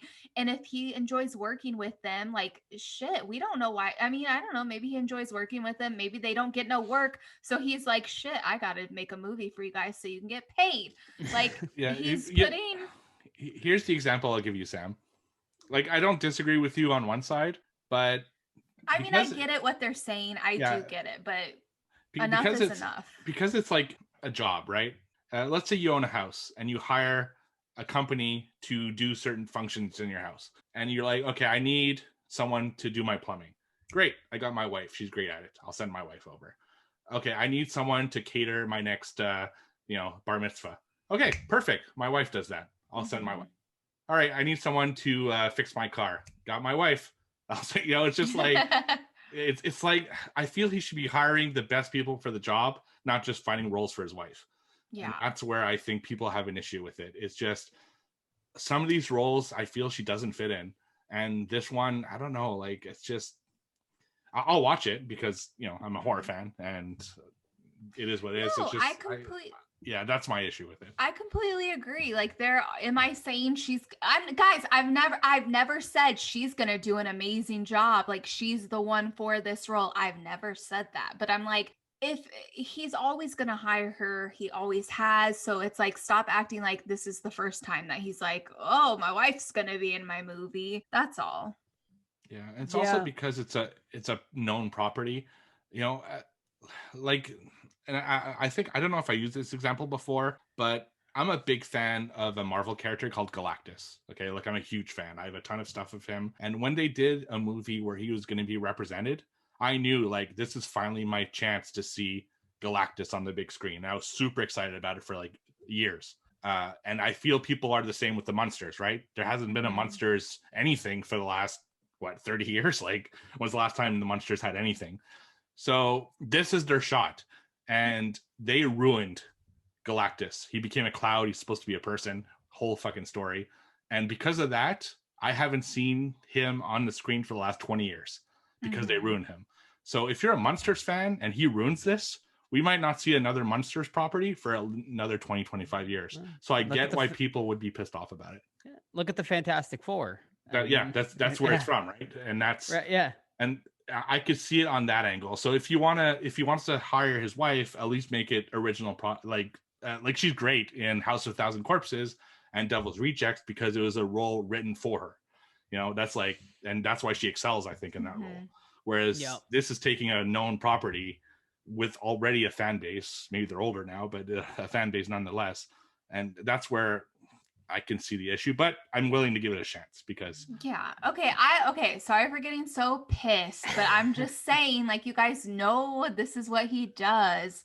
Right. Yeah, it would have been great if this was the project that he would have been like, oh, psych, bitches, I'm not doing what you fucking think I'm doing. Like, this is what it's gonna be. Joke's on you. But he didn't. I don't know. Like, I don't know. Maybe I just have other things to worry about. Who knows? Yeah. But I do completely get it. But I'm just like, why spend time bashing? I don't know. I'm spending time bashing on the people that are bashing on him. So joke's on me, apparently. So I'm not a Sherry Moon hater. Like, I think she's fine. Like she's, I think she's good as like a side character or a side actress. It's when you put her into the main role is when problems start to happen. Cause she's not like she's an okay actress, but let's be honest, she's not like an amazing like actress that is going to bring like a bad film and make it into a good film, which great actresses can do. They can completely change a movie. I think that is people's frustration with her being cast as Lily for sure. And then I think the other frustration is, and this isn't like really a knock on Zombie per se. It's just what he does is he's a one-trick pony. Like his movies are all very similar, which is why I think people loved House with Awesome Corpses when the first time they saw it, because he had never done anything before, so no one knew. But once you start seeing, the next movie, and they're all very similar in their style. So people know what they're going to get here. And I think that's why certain horror fans, of course, are starting to, are really opinionated and strong on this one. I will say this one I'm sure is going to have studio backing, which the last few movies of his did not. And I'm hoping that the studio will be able to rope him in a little bit and, make some decisions. I'm kind of surprised he's going for this because I know he hated working with the studios during Halloween. And he was very opinionated about that. So, we'll see how it goes. And, I have hope for it. I do. I think it could potentially be a fun movie. I just hope that he doesn't turn it into like a complete horror movie, and it stays somewhat true to the character of the original series, but we shall see. We'll see. And Yes. last thing I want to say about it, I don't think this is a Rob Zombie problem. I think this is a studio problem because, like you said, what you're getting into when you're hiring Rob Zombie. So, Right. And I think that's on the studio. I think Rob Zombie can make amazing films because we've seen it. It's just, I don't know if this is the project that I would have hired. But again, who knows? Like, maybe he'll be amazing. Some people have surprised me in the past. And I'll take, as an actor, Heath Ledger as the Joker. When he first got a cast, everyone's like, come on, this guy, like from The Knight's Tale and 10 Things I Didn't Know About You or whatever the movie is, that's a horrible casting choice. It doesn't make sense with who he is, the type of movies he's made, and then he turns in one of the best performances in history. Who knows? So I'll definitely watch it. I'm very curious where he takes this. Yeah, me too. Yeah, same. And we'll see it very soon. I'm assuming it'll come out sometime maybe next year or something. I know rumor has it that filming has already started. Really? That's the rumor. Supposedly it started filming in May in Budapest, I believe it was. Unconfirmed, obviously. But now that he's officially confirming that he's making it, maybe that is true. Maybe they're trying to keep it under wraps and whatnot, trying to keep leaks from coming out and whatnot from paparazzi and whatnot. But we shall see. We'll keep you guys up to date for sure. All right, next bit of news here is another movie which is now officially underway in filming, the new Evil Dead movie, Evil Dead Rise. Director Lee Cronin, who horror fans might know for doing The Hole in the Ground, which, if you have not seen it, great little indie horror movie that came out a couple years ago. Recommend checking out if you haven't. But he posted his first picture on the set there over on his Twitter of the very first slate for the new movie Evil Dead Rise. So we will be getting that very soon. Of course, Bruce Campbell will not be back for this, but it will be a continuation of the Evil Dead series. Maybe we might have a Campbell cameo or something like that in it. But yeah, I'm excited for this. I'm excited to see a new Evil Dead movie, and I would have personally liked to have seen maybe a sequel from the remake. But this is the next best thing, and it seems like it's going to be in good hands here. So we'll keep you up to date on that as well. Yeah, I agree. I'm excited about it. Like, again, I thought the remake would suck, and then when I went to see it, it was like, damn, that movie remake is awesome. So yeah, I'm very curious as to what they do with it. Definitely. All right, I just wanted to throw this bit of news in here before we go on to the next one. Even though you guys won't be able to watch it, the Sci-Fi Network just did a Pride of Chucky marathon in honor of Gay Pride Month. They filmed all of the Chucky movies, of course, the Chucky franchise, created by Don Mancini, who is gay himself, and of course you have Glenn in there, who is a what is Glenn exactly? Is he? I'd say he's like non-binary, kind of, right? Yeah, like a non-binary character. Yeah. So Chucky, of course, has a lot of relevance in the LGBTQ community. So maybe even though you missed it, go have your own little Chucky marathon in order to celebrate Pride Month. All right, next bit of news here is, Steve, I know you're the big fan of Halloween Horror Nights. Well, maybe you want to head over to SeaWorld, as SeaWorld now is jumping in on the horror experience during Halloween with their very own Howl O Scream event coming to SeaWorld. They are calling this an aquatic horror experience. They're going to be doing it for 27 nights during the month of October.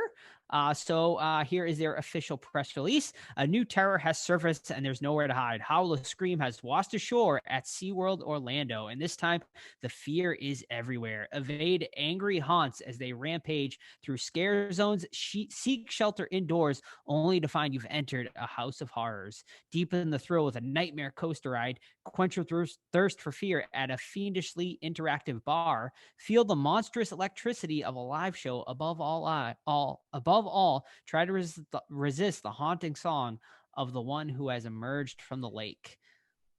This will be running, Howl of Scream will be running from September 10th to October 31st. Steve, are you going to go check this out, or are you just avoiding SeaWorld? Avoiding SeaWorld. I think they're a horror show 365. Thank you, Steve. Thank you.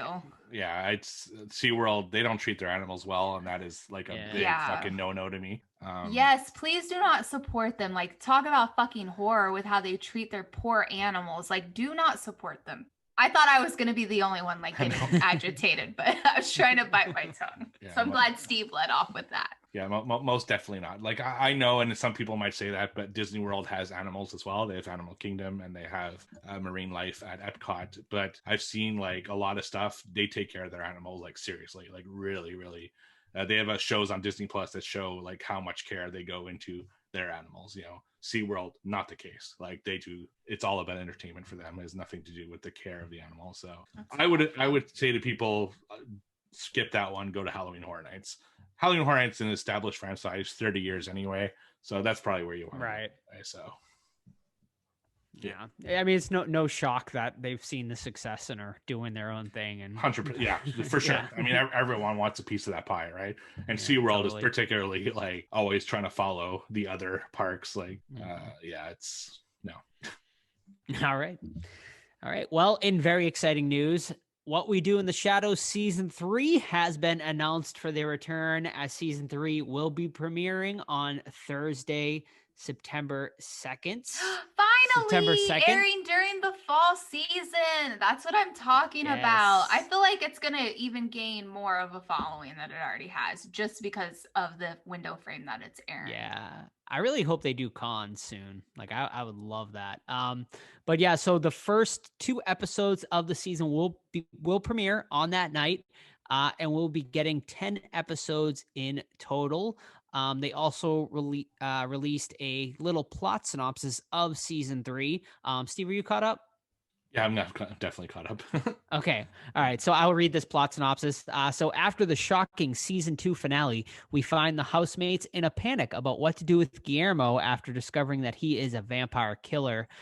This season, the vampires are elevated to a new level of power and will encounter the vampire from which all vampires have descended: a tempting siren, gargoyles, werewolf kickball, Atlantic City casinos, wellness cults, ex-girlfriends, gyms, and supernatural curiosities galore. Plus, Colin Robinson is turning 100, and Nandor, faced with his own eternal life crisis, tries to inject his life with more meaning. Will he find love, or is he destined to be an immortal bachelor with 37 ex-wives? So definitely be tuned in. It's just an amazing. All 3 of us, I know Todd too. All 4 of us absolutely love that show and could not recommend it enough. So if you haven't yet, get on it. I actually think that should be our next season review. So we should write down our thoughts after each episode, and at the end, once the 10 episodes are aired, do an episode going down that show. Yeah, because that'd be fun. Yeah, I think that'd be a really fun one to cover. Absolutely. Yeah, that's a great idea. All righty. Next bit of news here is a little bit of update on American Horror Story. As of course, we got a couple new things coming, a whole new season, plus the anthology series that is going to be coming out. So to start off, the anthology series, American Horror Stories, is going to be premiering exclusively on FX on Hulu. So if you know, I'm a little confusing there. You got 2 different networks there, but basically it is going to be premiering on Hulu July 15th. The first 2 episodes will premiere on there. And then American Horror Story season 10 will be premiering August 25th. So July 15th, August 25th, the 2 important dates there for the 2 different American Horror Stories. And yeah, so Murphy explained the spinoff series.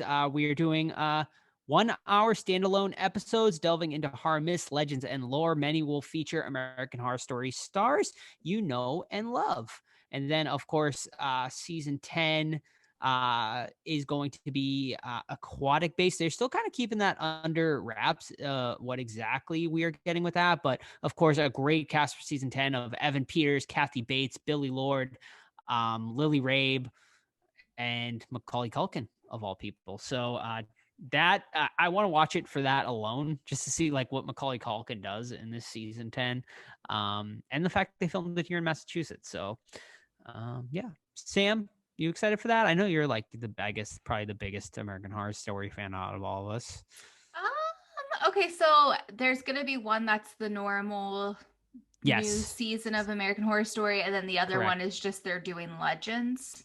it's going to be Creep Show, like think Creep Show, like on Shudder. Like Do it's we gonna know be who's gonna anthology be based. on the season, like the classic American Horror Story? Yes. Who? Evan Is that the Pe- one Macaulay? Yes. Okay, Evan Peters, Macaulay Culkin, Lily Rabe. I'm excited. All right. I thought I had heard what's her face is coming back for it too. There, Not Emma Roberts. No, the big Angela, actress. what was her name? No, the other one there. Oh, The one oh that's in yeah, all of them. yeah. The can't one that remember was her name. that Jessica had the Lange? 2 heads. Yes. Oh, No, Sarah not Jessica Paulson. Lange. Sarah Paulson. Yeah. Sarah I think Paulson, she's yeah. coming back for this too. But yeah, we'll see. I'll be watching. That's Yeah. for sure. And just the reason it's on FX as well is there's no Hulu outside of the US, so it's on FX in other countries, which is great for me because that means I get to watch on Disney Plus, which is so weird to watch What We Do in the Shadows and and American Horror Story on Disney Plus. But what a time to live in! But I can't wait to watch 3 good episodes and then 7 mediocre ones. Yeah. So here, I guess, are you guys more excited for the anthology-based series, or are you more excited for season 10? Anthology for me because Anthology. they always just blow it with the series. It's always the same song and dance, and it has been for years. So yeah, I think the anthology could be fun. Okay. Yeah, I have higher hopes for the anthology, but I feel like they're both gonna kind of fall short and be on the same level. But I'm excited to check it out. All right. Well, here's actually a bit of big news that I haven't heard as many people talking about as I thought I would. But Hulu has just acquired the rights for the upcoming Hellraiser remake, which I haven't heard like a lot of people talking about this. I feel like this should be like bigger news.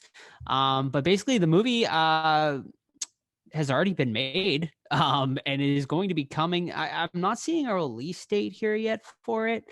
But yeah. Keep up to date on that. We'll update you as much as we can. There's also a Hellraiser TV series in the works over at HBO with, of course, Halloween director David Gordon Green, he's going to be directing the pilot of that, and also other episodes, as well as Michael Dougherty writing as well, and Clive Barker attached to it. So I think that is definitely more of the exciting one with all those names attached for that HBO series. But we'll see what this Hellraiser remake coming to Hulu is going to do too. The fact that it's on Hulu kind of lowers my expectations rather than it getting a theater release or something, but we'll see. And oh yeah, this is something we're talking about covering this on the show. So I wanted to mention this as Netflix has announced the trilogy event of R.L. Stine's Fear Street. 3 weeks, one killer story. So basically, of course, you guys know R.L. Stine's famous Fear Street series, which did anyone read them? Steve, you might have been a little older for those. I don't know. Goosebumps were my time, but Okay. Fear Street, I was a little too old. Yeah. Okay. I know Sam was a big Fear Street reader. But yeah, so basically they've announced, shockingly, they're doing 3 R-rated version movies, which I'm like, whoa. When I heard that, I was like, whoa, because I was figuring PG-13 horror all the way, but R.L. Stine came out and said, nope, these are going to be legit R-rated horror movies. So basically, here's what we're getting. Fear Street Part 1 is titled 1994. It will be premiering July 2nd on Netflix. So in 1994, in the aftermath of a brutal tragedy in Shadyside, Ohio, a group of teens discover that a series of horrifying events that have plagued their town over many years might not be random, and that they may be the next victims. And then Fear Street Part 2, titled 1978, will be premiering though next week on July 9th. So in 1978, Camp Nightwing is divided by the campers by the campers and counselors who hail from the prosperous town of Sunnyvale and the campers and maintenance staffs from the downtrodden town of Shadyside. But when horrors from their town's shared history come alive, they must band together to solve a terrifying mystery before it's too late.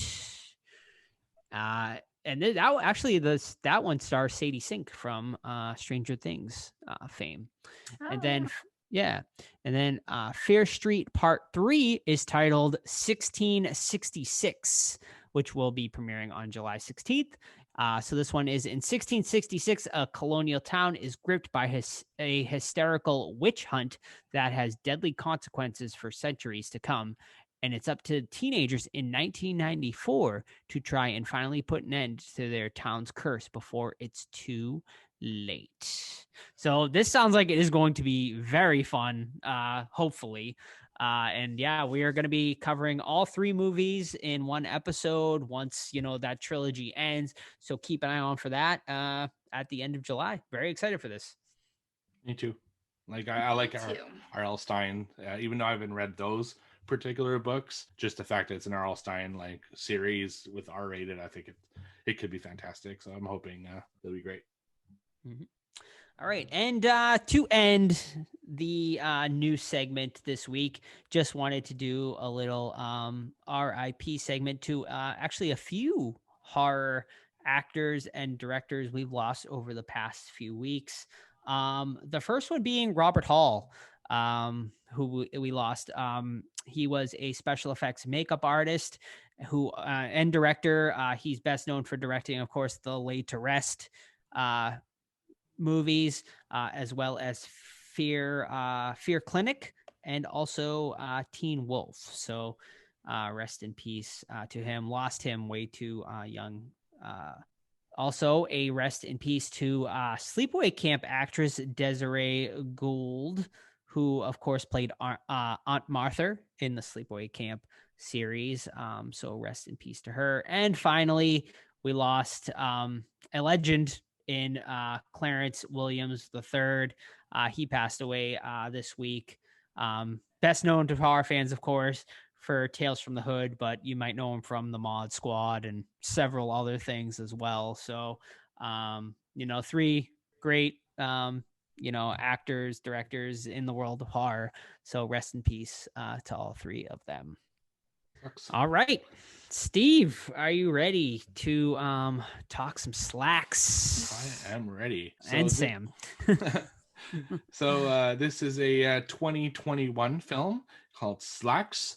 When a possessed pair of jeans begins to kill the staff of a trendy clothing store, it is up to Libby, an idealistic young sales clerk, to stop its bloody rampage. So this story is about a girl named Libby who starts a new job at this trendy store that sells these fancy jeans. And they're about to have a Monday Madness, which kind of like a Black Friday type event, where they're not only going to have a giant sale, but they're going to unveil their new line of trendy jeans, which brings in the owner of the chain to present the jeans, and it's a big deal to them. And so she goes there on her first day and she starts working and everything, and the company is like super weird and like almost like the way you picture a corporate company to work, like a kind of cliche story of how corporate companies work like that. So anyway, so they start working on setting up the store for the new unveiling. And these specific jeans that are kept in a vault until the release of Monday Madness start acting weird and coming to life and attacking people. And then people who work at the store, as they're working on setting up the new line, start to disappear. And then eventually they're found dead and a bunch of stuff happens. And then it becomes a story about the workers versus these killer jeans. So, Sam, I'm curious, what do you think of this movie? So it was actually pretty fun, I thought. What can I say about the Slaxx that are going after people, killing them? I thought they were kind of cute, not gonna lie. The store kind of reminded me of like a mixture between the Gap, Old Navy, what else? Just those two, really. But as I mentioned before, it took me back to my mall working days. I felt like the characters were pretty spot on. That poor girl, she was so young and really looking forward to starting a job at this place because she thought she was really making, well, what's the saying? Make a difference today for tomorrow. That's right. Make a change. I don't know. But yeah, I liked it. I don't hate myself for watching it. Some of the kills were cool. So at first, I feel like the kills gradually get better. Some of them were off screen, I think, and I missed one. And then I kind of fell asleep at the end, but that was just because I was tired. Nothing against the movie. But it was fun. It was entertaining. I liked it. Yeah, when you get into a movie called Slaxx, my expectations already are not like very high. I'm just like, as long as it's like a fun run, like fun ride, I'll have a good time with it. Like just like Killer Sofa and Rubber and stuff like that. So, and you know what? I was pleasantly surprised with this one because like for such like a outrageous premise, like this movie's like handled so well. Like props to like the director, the right. I don't know if the director wrote this as well, but the writer, directors, everybody involved, like it's just handled so like perfect, like seriously, but like not like too seriously. Like, and it has like a lot to say too about the fashion industry and just like people in general. So like it's just like such like it has a lot of layers for a movie about killer jeans, like which is who would have thunk it, but like it's just like it's a really good movie actually. Like it's really well acted too for like like in a little indie low budget movie like this. And for a movie that basically takes place in one location the entire time, like it never really feels like a super small movie to me. Like it's like they keep it like entertaining and at an hour and little under an hour and 15 minutes, like it's like the perfect length too. Like it didn't need to be any longer than this. And I'm like a big advocate for more movies like this where you're not padding on that runtime. It's like, there's no need for filler to make it an hour and a half movie. Just if you got an hour and 15-minute movie, that's what you get. Like you don't need to, it doesn't need to be an hour and a half for it to be considered like a feature length movie, and Host was a great example of that too. So, please, Army of the Dead. I know, you love your 2 hour and 45-minute movies, but it's nice to sit down and know you're only getting into an hour and a 15-minute movie here. So yeah, I mean, it's a lot of fun. The jeans were awesome. Like the kills the jeans did were great. And then, we'll get into it, but once you find out kind of like why these jeans are on a rampage, it gets really deep, honestly. Yeah. I thought the movie was okay. Like I wasn't like super into it. I didn't hate it. I didn't love it. I think there's a lot of interesting things happening in the movie.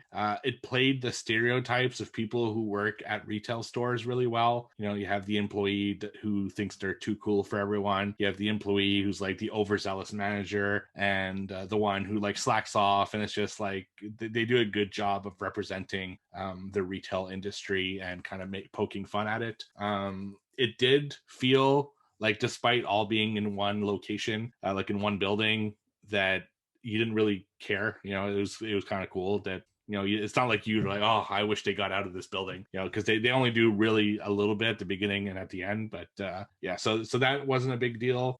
Funny about the length though, so I also super appreciate a movie that if it's only 70 minutes and good, that's all that you need. But to me it felt long. Like even though it was only 70 minutes, I felt like it took forever. Like I almost feel like Army of the Dead didn't feel as long as this one, even though it was like an hour more. I don't know. That's just the way I felt. I mean, my wife fell asleep because she's like, man, this movie's taking forever. It does take a little bit of time for it to get going. I'll give it that. But once the genes really start kind of attacking people, it's a little bit better. I do have some issues where I feel that it could have been gorier.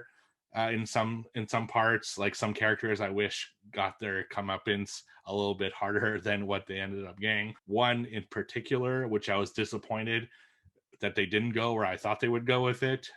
But we'll talk about that when we get to the more spoilery part of it. But overall, I mean, when you come up with these inanimate object horror movies, you can't go in with high expectations, and I didn't have high expectations. So you get exactly kind of what you're asking for when you're watching this. So, yeah. Did you recognize any familiar faces in this movie? One of them, I remember looking her up, but I don't remember from what or from where. But yeah, there's one person that I remember thinking I've seen her somewhere. But So there You was gotta one give him a clue, Joe. I was like, there was one person I recognized right away, and I was like, oh, Sam, that's the guy. It was a guy actually, and he plays not the store manager, but he plays kind of like the CEO guy, who you may have recognized from a little movie called It. Oh, that's right. 2017. Mhm. Yeah, he plays the creepy dad, Beverly Marsh's dad. Right. So I thought that was kind of cool to see a familiar face like him in there. But yeah, I mean, what were your main issues with it, Steve? I guess. One, I thought some of the kills could have been better. Yep. Particularly, so they have an influencer come in to Yeah. do the opening of the store, which is a whole thing. Like, I'm happy for people who can do that as a side business, but some people take that way too far and become way too into their own heads. And they represented that well, but I was really hoping she was going to get it like really badly. So at one point, the jeans get around her neck and then hang her. And I thought, okay, that's cool, but I wanted to see her head rip off. Like, Yeah. maybe I'm just getting sick because True, I'm a horror fan. But if you're gonna go into a movie that's ridiculous, the kill should be ridiculous. Mhm. And just hanging her, I thought wasn't a great way to dispose of such an annoying character that they were building up for a while. It's because they're building up to this influencing coming to the store. So that was an issue. Sam mentioned it quickly. Some of the kills are off screen, and that sucks. Like in a movie like this, like I get it's probably a budgetary reasons, Yeah. but there's ways to do killings really cheaply that I've seen in other indie films, and you get the satisfaction of at least seeing something. So that was a bummer too, and it felt long. That was another, even though it was 70 minutes, it felt long. I actually kind of agree with you, even though I did say like, yeah, okay, I appreciate the runtime. I do agree with you. It did feel a little long, like at times. Like I remember at one point, like I like hit the time and we were at like 40 minutes in. I was like, oh man, I thought we were like at an hour, So yeah, I mean, it does like at times the pacing, I guess, could have been a little better there. I did like for the most part, like all of like the characters, they were all kind of, had their own thing going. I really enjoyed the main character, the girl there. I really like, thought she was like, I connected with her. Like I was kind of rooting for her throughout. But it's just like a really good example of like retail and just like people in general and just how like vapid people can be, like especially in like the fashion industry and stuff like that. And I mean, obviously directors, going for that. And then we get this like, massive reveal, which I mean, I don't know if you guys want to get into anything else before I get into this big reveal here. Do you have anything, Sam, in the rest of the movie that you want to discuss before? No, I was just gonna touch on agreeing with you guys about like looking back, like, oh, it's only 70 minutes. I was like, thank goodness, because I feel like it didn't need to be long. But yeah, when Joe like was looking to see how much time it was left, it was like 15 minutes, I think. Maybe 30, I don't know, but I was like, when is this over with? But it's like, I don't mind if the movies are shorter. Like, you don't need to make it 3 hours to make it worth my money. Just make it good, get to the point, do what you need to do, and call it a day. Yeah, and the one thing I did want to mention is that, and something that bothers me in movies in general, especially horror, is I find Libby was kind of brushing things off like a little too easily. Yeah. So she sees a dead body. Right. And the boss is like, it's not a problem. She's like, okay, I'll go back to folding pants. Like, right. Really? That's not how a regular person would react in this situation. Mm-hmm. So things like that are kind of take me out of the movie a little bit. A lot of things were a little too convenient. Yeah. Although I did like that the pants, despite being killer Slaxx, do clean up after themselves. And I appreciate yes. that. So that was awesome. I was happy that they put the time to at least put that in to explain why there isn't blood fucking everywhere all the time. Mm-hmm. So yeah, that was cool. Also, I'll add on to Steve talking about the main character not reacting with the bodies coming across her path. Okay, but let's talk about how she didn't react when she had to buy the shirt to work there. And he's like, that's going to be $125 for a fucking baseball tee that costs $9. And she just gives over her card and she's like, employee discount? No, doesn't start until tomorrow. Okay, I'll use it next time. I'm like, what? So that's why you didn't get a reaction with the bodies. Yeah, the cleaning up of the blood by the jeans was just yeah, that was chef's kiss to me. Like I loved that. My big issue I had was with the store manager guy. Like I thought he was a little too like over the top. much, yeah. I was like, yeah, okay, he's supposed to be the villain, but like it's a little too much for just like a normal guy to like even like I feel like he would like have some sort of like reaction or like conscience or something like that. But speaking of the villain, I really thought the ultimate villain would end up being kind of the owner. That they make a big point. Yeah, of and he being disappears. Like super rare. Yeah, and he just leaves, and then it's gone. Like you never see him. Why even bother if he's not going to really be part of this story? That was, I thought, odd because that was wasted. You're right. Yeah, because they set him up as being this big deal that people have like never met him, and he's going to that branch, and that's a huge like honor, and then he shows up, has a corporate speech, and then leaves, and you never see him again, or they never even talk about him again. It's just weird.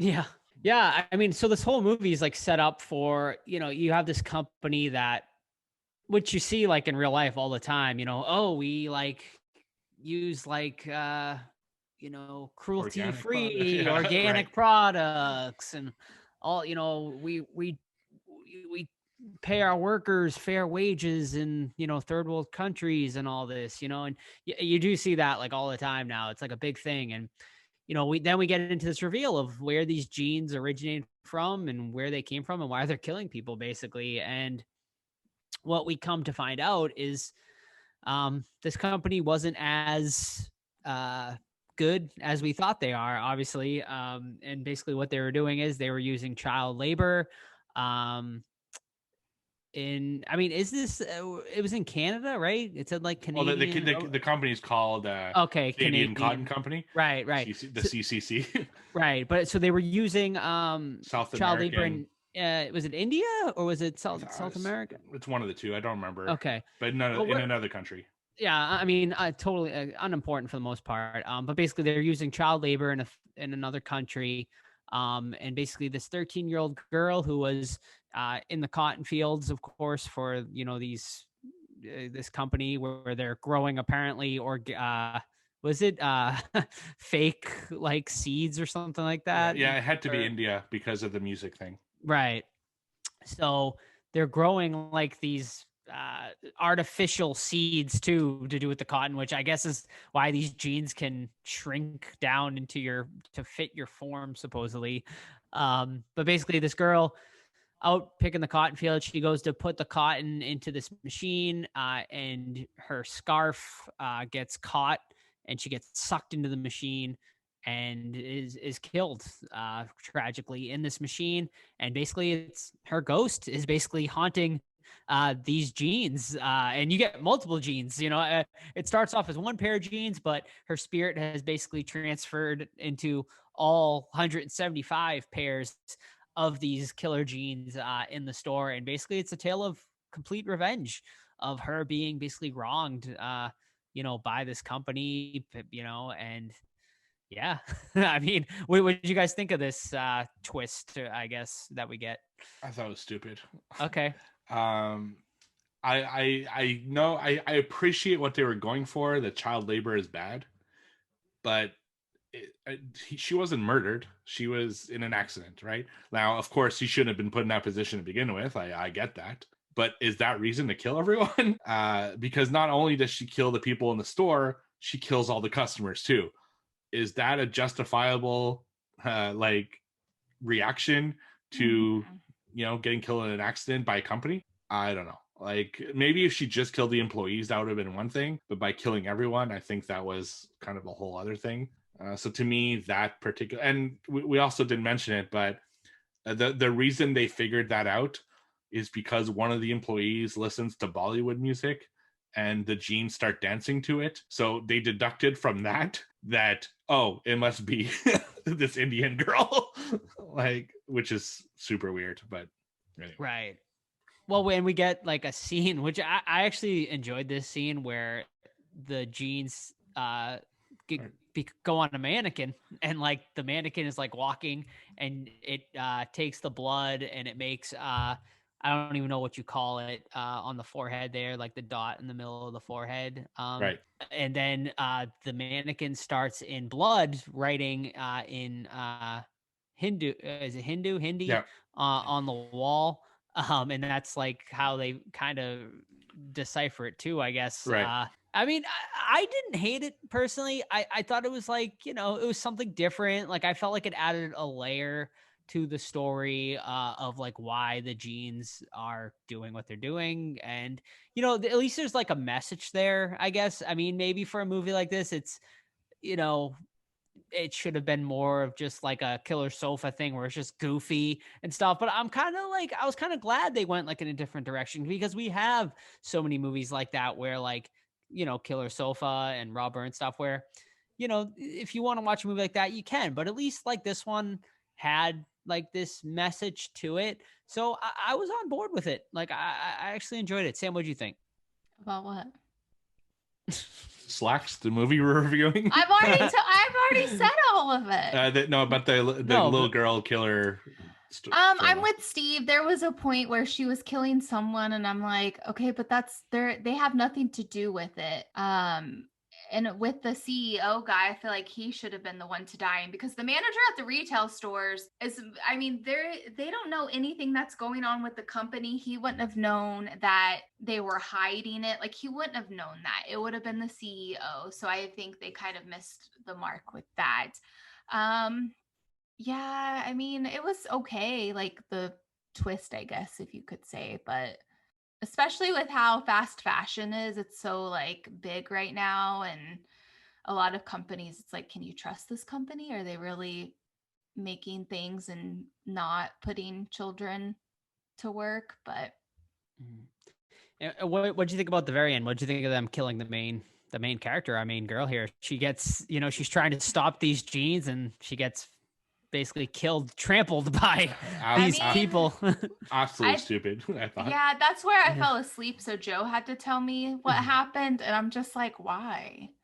It was unnecessary. She just hits her head. Like, it wasn't right. She wasn't trampled. She just got knocked over, hit her head. She survived a pair of killer Slaxx, but got trampled by crazy people. But not even. She didn't even get trampled. Yeah, no, she didn't. She just got pushed to the side. Head. She got pushed over, and she knocks her head, and then all of a sudden you see blood start, like an enormous amount of blood pouring out of her head. I'm like, really? That little fall would really do that? I don't know about that. I think it would be better if she just got trampled to death. Yeah. Well, Joe, that's why I tell you to be careful when you clumsy yourself, because accidents happen. People, be careful out there. Yeah, and her last like act as being alive is to take out her little tape that she took from the security and put it in her hand so someone can find it. Come on. They're not gonna find it. Yeah, it was just like the whole thing was kind of ridiculous. I thought the ending in general I didn't think was that great. I wish they had gone just kill everyone and have the jeans clean up the store, so when the doors open on Monday Madness there's no one and people are like, what the fuck? That should be the end. Like, why bother? For all we know, could be what happens, honestly. And then if you want to set up your sequel, because I think they tease a sequel right at the end, like in writing, like they wrote something like where genes are coming back, or okay, I don't know, I didn't see that. They tease a sequel, I think, at some point, and it would have been cool that you see people leaving with the genes, and you see that the genes are now spread out throughout the city, so if you're gonna open a stupid sequel. But also with the Monday Madness, like the night crew, there would have been people coming in the morning to also help out, Yeah, that would have been cool too. But yeah, anyway, a lot of stuff would have been better than that ending. What was your favorite kill in the film?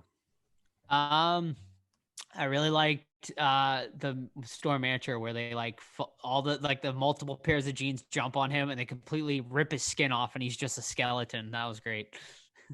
What about you, Sam? What else is there besides the first one and then one of the workers that gets chopped up and put in the box? And then there's the influencer that gets hung. Yes. There's You have the- Indian girl that gets killed as well. You have the girl who puts the jeans on, and it's kind of off screen, but like she gets thrown into the coat hanger. Oh, Yeah, right. that That's one right. could have Yeah. been that. I hated that one. Well, yeah, they didn't show it at all, so No. it was like, yeah, they like Steve said, budgetary reasons, I'm sure. Well, yeah. Yeah. I guess the influencer one, I was hoping that her kill was going to be during her live stream, but I guess it makes sense that they were like, no, you're going to have to post it later because we're on lockdown. Like, we can't release this just yet. But, And for me, it was the first one. So these jeans fit your form. Like, that's Right. the big appeal of these jeans. So she 5 puts pounds them on. under and 5 pounds over. Right. That's right. So she puts them on, and the jeans start getting like tighter and tighter, and eventually they like squeeze her body to the point where it, like, separates her body in two and stuff, and you see like her intestines and blood coming out and stuff like that. And then she's suddenly under the sink with all her pieces, which I guess the jeans put her there. But yeah, it was a cool kill, but none of them were particularly like super great in my opinion. But still, Better than I thought, though. it's better than I thought it would be. Yeah. I think one was great. I think the Asian guy, when like his like hands get ripped off, and then, Oh like, yeah, that was and, pretty like, cool. It goes like around his neck and stuff. I thought that was really cool. Yeah. I wish they had kept that for like the manager or the CEO though, for something that brutal. True. Well, the manager gets it pretty good, man. He Yeah, gets, the manager like, gets pretty completely good. destroyed. Yeah. Yeah. But all right. Anything else to jump into? You should we just rate this? I think we should rate it. All righty. Sam, lead us off. I feel like my score might change after you guys go, but Oh. I'm going to give it a. I mean, it was fun. Mhm. I'm gonna give it a 6, I guess. I don't know. Is that high? I'm gonna give it 5.8. Is that low? Help me. All right. Well, I'll help you. So listen, I'm positive on this movie like throughout. However, I mean, I'm positive on it because it's a inanimate object like killer pants movie. So I am definitely giving it like slack here. It's still not like an amazing movie. Like, don't get me wrong. Like, there are definitely issues with it and whatnot. But for a movie about killer jeans, I think it's pretty good for like what you're getting here. Now, is it going to make my top 10 or anything like that? Like, absolutely not. I definitely think it's worth a watch though. Like, even if like maybe this isn't your cup of tea, I think maybe even like, like the message and stuff, maybe this wasn't Steve's cup of tea, but I appreciated it more. So I'm going to give it a 6.5. It's pretty good. I'm lower than that. I think there's just a lot of issues, and for a 70-minute movie to feel long is quite a feat, but I would give it a 5.5.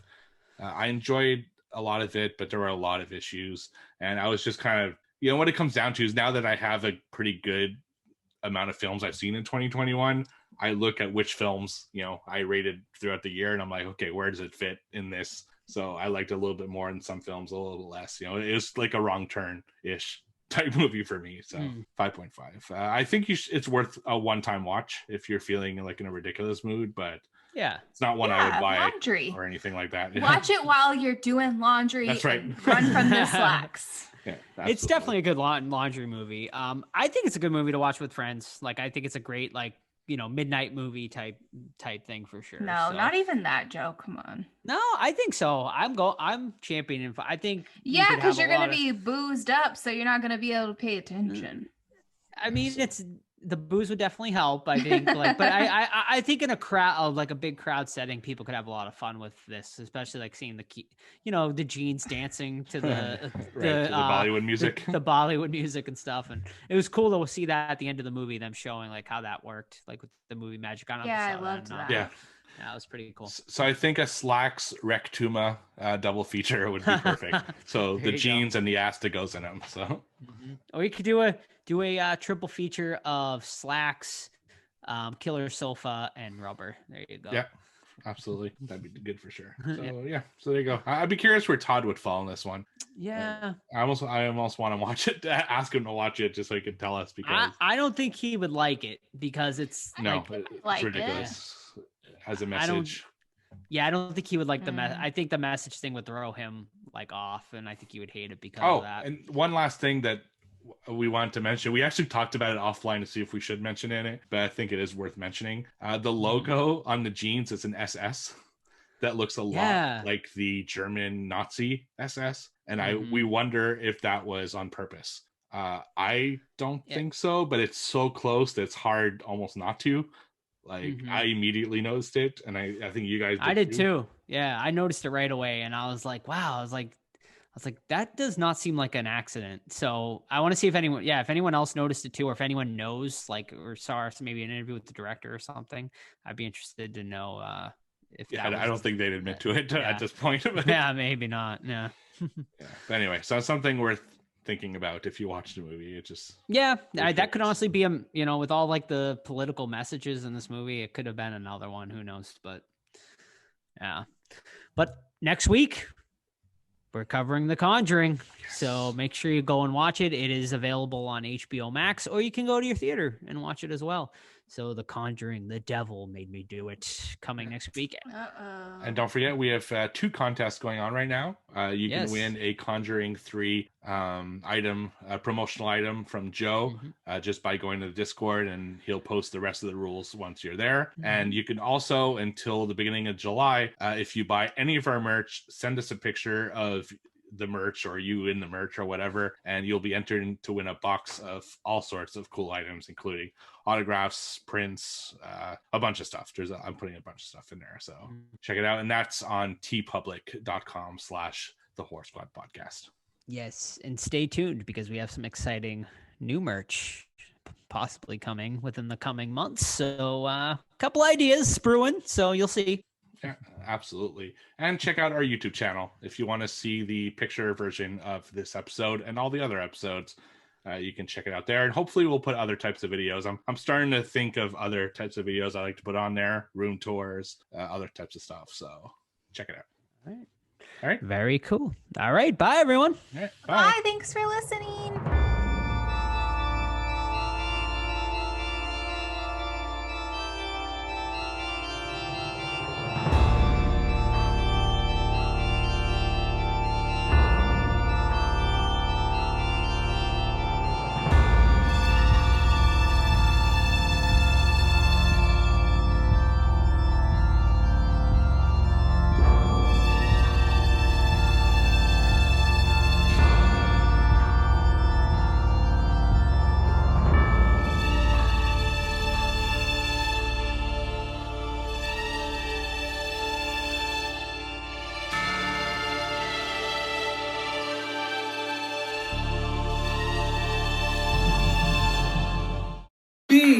To be. Be. To be. Belong. Belong. Believe. Believe. Be loved. Be loved. Become. Become. All right, you guys.